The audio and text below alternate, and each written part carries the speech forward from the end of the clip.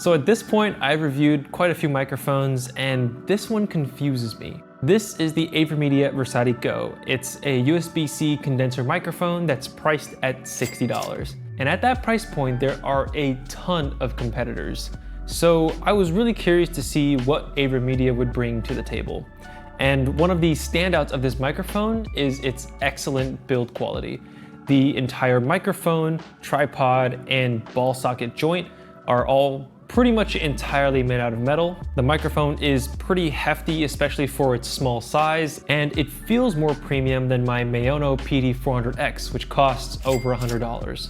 But then I noticed it didn't really have any buttons or control knobs, and that's because all of it is actually on the back of the microphone, and it just has two of them. One is the mute button, and one is a volume knob. Both of these are actually the only pieces on the microphone which are made of plastic.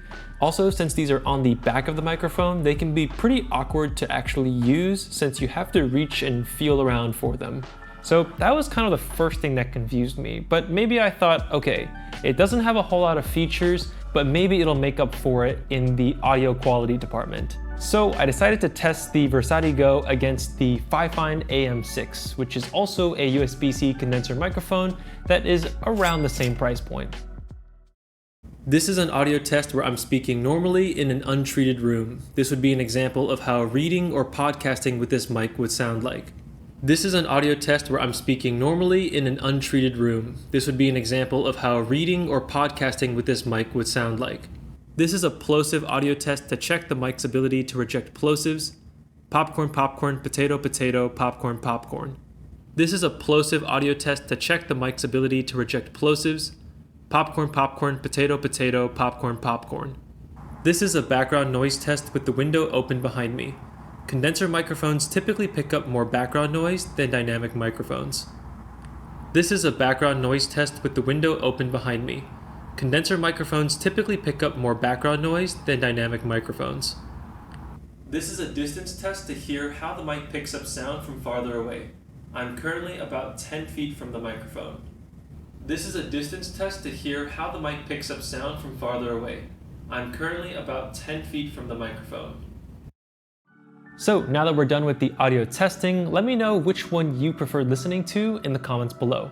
Microphone A was the Fifine AM6, and microphone B was the AVerMedia Versati Go. Overall, both microphones sound about the same, and that's no surprise since they're both USB-C condenser microphones with a cardioid pickup pattern. However, I personally found the Versati Go to be a bit too sensitive to the reverb and echoing of the room. Now, I'm not saying that the Versati Go sounds bad.